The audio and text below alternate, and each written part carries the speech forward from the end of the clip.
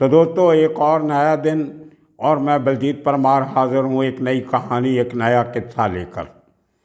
पंजाब में आजकल जो हालात चल रहे हैं उनको देखते हुए एक बार फिर NIA हरकत में आ रही है।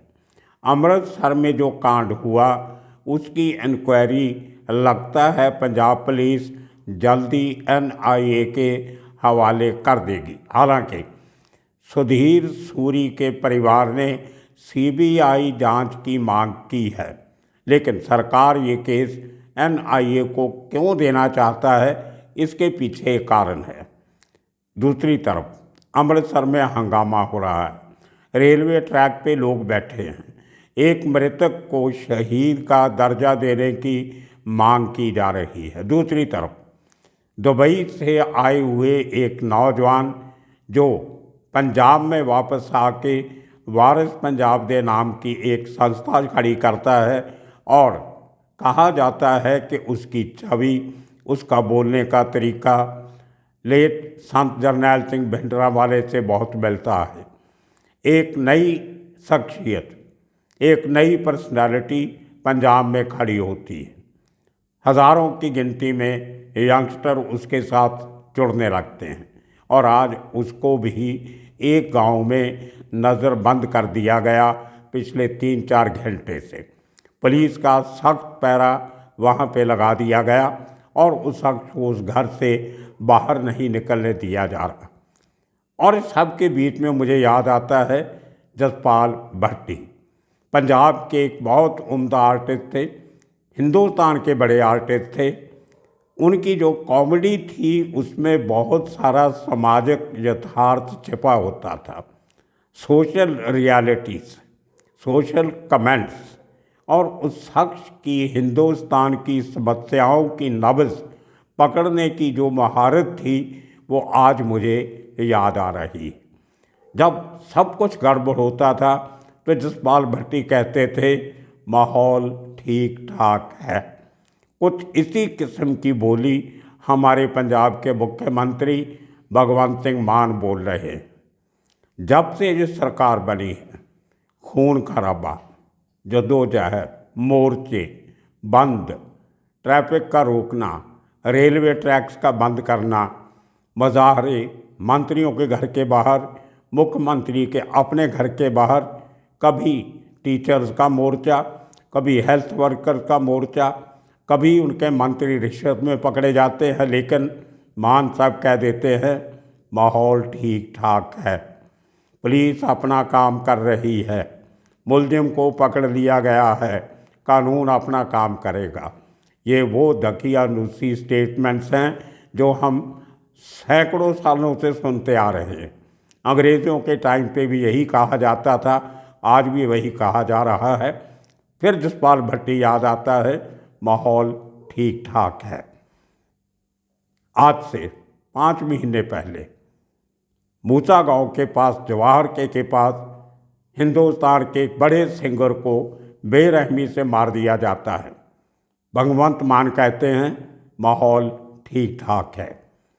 जालंधर में पिछले दिनों जो एक बहुत बड़े हादसे हुए, लोगों ने ट्रैफिक जाम किया, भगवान वाल्मीकि को लेके कुछ कमेंट किसी ने किए, पकड़े गए लोग, उनमें एक कलाकार भी था, जेल में गया, लेकिन सरकार कहती है माहौल ठीक ठाक है। इनके कहने से अगर माहौल ठीक होता तो इस किस्म की वारदातें पंजाब से कभी की ख़त्म हो गई होती। कबड्डी प्लेयर संदीप नंगल अंबिया को कबड्डी टूर्नामेंट में हज़ारों लोगों के सामने गोलियों से भून दिया जाता है, सरकार कहती है माहौल ठीक ठाक है। उसके बाद कितना कुछ और हुआ। इस सरकार के आने के पहले भी इस किस्म के काम होते थे, कांड होते थे, लेकिन कभी सरकार ने इतनी अनगहली नहीं दिखाई थी। कुछ सरकार की कारगुजारी नज़र आती थी, भले कम आती हो। पंजाब की सबसे बड़ी संस्था इंटेलिजेंस विंग के दफ्तर के ऊपर ग्रेनेड अटैक किया जाता है, कुछ लोग पकड़े जाते हैं, सरकार कहती है माहौल ठीक ठाक है। भगवंत मान के संगरूर वाले घर के बाहर पिछले 1 महीने से किसान धरना लगा के बैठे हैं। उनकी मांगें सुनने वाला कोई नहीं।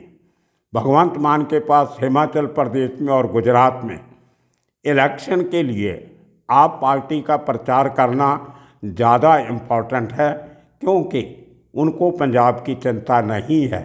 चिंता हो भी क्यों, क्योंकि उनके मुताबिक तो माहौल ठीक ठाक है। ये एक जो रवैया है पंजाब सरकार का, ये बहुत मेरे हिसाब से निंदनीय है, मंदभागा है, अनफॉर्चुनेट है। ऐसा नहीं होना चाहिए। सरकार की एक जिम्मेदारी होती है। पंजाब में 5 डीजी बदले गए इस सरकार के आने से लेकर अब तक। कितने एक मंत्री निकालना पड़ा, 2 और इनके एमएलए करप्शन के घेरे में हैं। इतने सरकारी अफसर विजिलेंस की इंक्वायरी में फंसे हुए हैं। कुछ देश छोड़ के भाग जाते हैं, लेकिन सरकार के लिए सब ठीक ठाक है। बड़े बड़े गुनाहगार कत्ल करने के बाद विदेश भाग जाते हैं।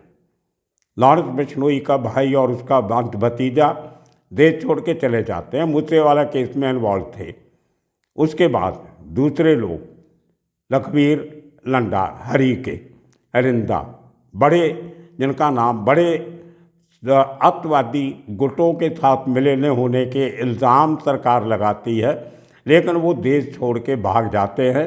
सरकार कहती है सब ठीक ठाक है, माहौल ठीक है। माहौल तो अपने आप ठीक है। क्रिमिनल्स को उनका क्राइम करने की खुली छुट्टी है। आप कुछ भी करो, कहीं भी जाओ, कोई आपको पकड़ने वाला नहीं है। क्यों नहीं है? क्योंकि माहौल ठीक है। कुछ गड़बड़ है ही नहीं पंजाब में। इतने बड़े ड्रग तस्कर काम कर रहे हैं। रोज़ पाकिस्तान से ड्रोन आ रही हैं, ड्रग्स आ रही हैं, हथियार आ रहे हैं। इतने हथियार पकड़े भी जाते हैं, लेकिन उनके असली जो हैंडलर हैं उन तक किसी का हाथ नहीं जाता, क्योंकि सब ठीक ठाक है। जेलों से मोबाइल फ़ोन पकड़े जा रहे हैं। जेल में बैठ के कत्लो गारत की प्लानिंग की जा रही है। लोगों को मरवाया जा रहा है और जेल के अधिकारी उसके साथ पूरी तरह मिले हुए हैं। एक डिप्टी सुपरिटेंडेंट को छोड़ के पिछले 6 महीने में मोबाइल फ़ोन पकड़े जाने की जो 18 वारदात हुई हैं, उनमें से एक एक्शन को छोड़ के किसी और के ऊपर एक्शन नहीं हुआ। क्यों नहीं हुआ? क्योंकि सरकार मानती है माहौल ठीक ठाक है, सब ठीक है। अब देखिए, आप कमाल की बात है, 5 महीने हो गए मूसावाला के मर्डर को। अभी तक जो प्लानर हैं, जो एक्सिक्यूशनर तो पकड़े गए, लेकिन प्लान करने वालों तक अभी तक सुई घूमती नहीं है, शक्ति उधर जाती नहीं। उसके माता पिता रो रो के थक गए कि हमें इंसाफ दीजिए, लेकिन किसी मंत्री संतरी के पास समय नहीं है उनकी बातें सुनने का, और उस परिवार को देश छोड़ के जाने की बात करनी पड़ रही है। किसी ने उनका सवाल नहीं पूछा। 2-4 पुलिस ऑफिसर को छोड़ के किसी ने उनसे बात नहीं की। क्या हमारी बाकी पॉलिटिकल पार्टीज, हमारे सोशल लीडर जो हैं, सामाजिक नेता हैं, सरकार के मंत्री हैं, उनका फ़र्ज़ नहीं बनता कि वो किसी को पूछे कि आप क्यों देश छोड़ के जाना चाहते हो? उनको कोई फ़र्क नहीं पड़ता, क्योंकि माहौल ठीक ठाक है। पंजाब में सब ठीक है, कुछ नहीं बिगड़ा, कुछ नहीं हुआ। पानियों का मुद्दा चल रहा है, सतलुज यमुना लेक कनाल की बात हो रही है, हरियाणा के साथ बात होती है, सेंटर के पालने में डाल दो। पंजाबी बोली का सवाल है, पानियों का सवाल है, बेरोज़गारी का सवाल है, गरीबों को मुफ्त राशन को लेके आटा देना है, कनक देनी है, उस पर सरकार फैसला नहीं कर रही। इतने करप्शन के, इरीगेशन के स्कैम, टाउन प्लानिंग के स्कैम सब चल रहे हैं। बड़ी बड़ी SIT बनाई गई, उनकी रिपोर्ट आई जो आज तक बंद लिफाफों में पड़ी है। वो बंद लिफाफे क्यों नहीं खोलते? क्योंकि माहौल ठीक ठाक है। पंजाब में सब ठीक ठाक चल रहा है, कोई चिंता की बात नहीं। 2 दिन पहले कल ही शाम को दोपहर में सुधीर सूरी, शिवसेना का एक लीडर, और उस शिवसेना का महाराष्ट्र की शिवसेना से कोई लेना देना नहीं है, उनकी कोई इकाई नहीं है, कोई एफिलिएशन नहीं है, लेकिन शिवसेना बना रखी है। पहले तो पूछो पंजाब में शिवसेना का मतलब क्या है, ज़रूरत क्या है। वो लोग जो अपनी सिक्योरिटी लेने के लिए, समाज में दिखावा करने के लिए ये सब आडंबर रचाते हैं, वो मारे भी जाते हैं। जब सिक्योरिटी है तो मारे कैसे गए, इस बात का जवाब किसी के पास नहीं। क्यों? क्योंकि पंजाब में सब ठीक ठाक है। मान साहब कहते हैं माहौल ठीक है। आज जसपाल भट्टी का ये फिक्रा बहुत याद आ रहा है। अगर आज वो शख्स जिंदा होता तो बहुत बढ़िया कमेंट करता था।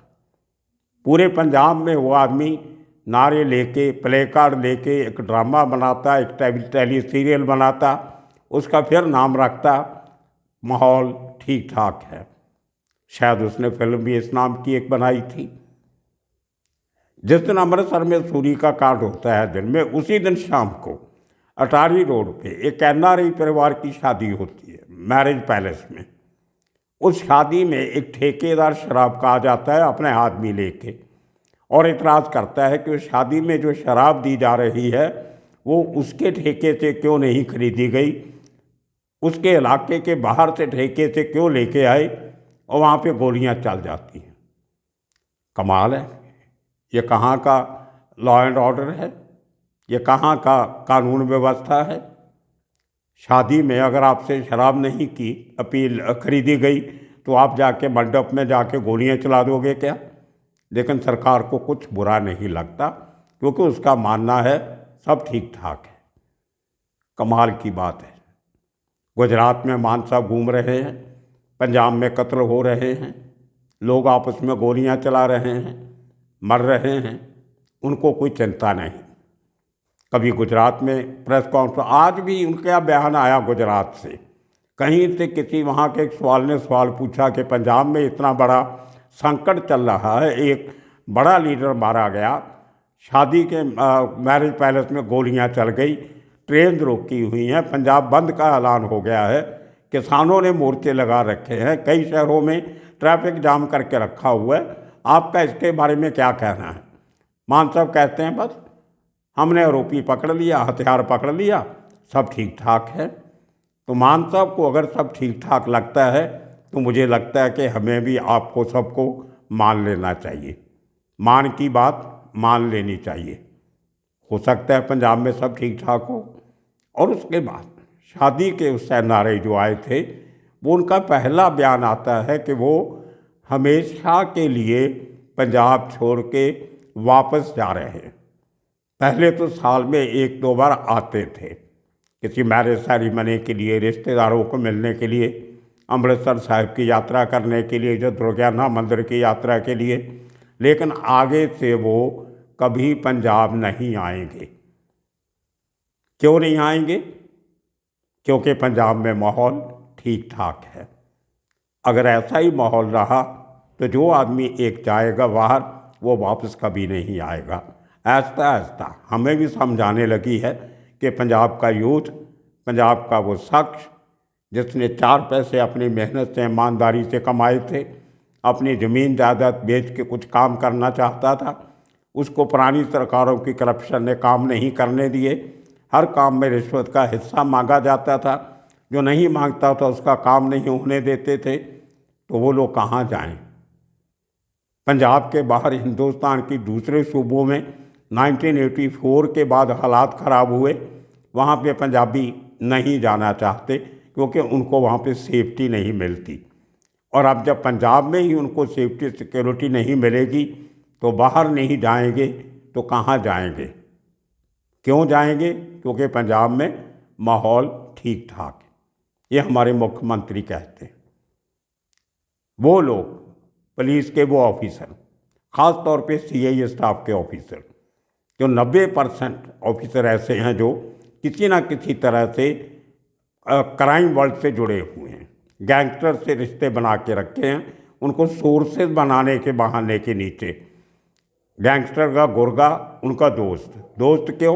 क्योंकि उससे खबरें निकलती है, अंदर की बात निकल के आती है, वो अपने गैंग की खबर देता है, लेकिन उस खबर से होता क्या है?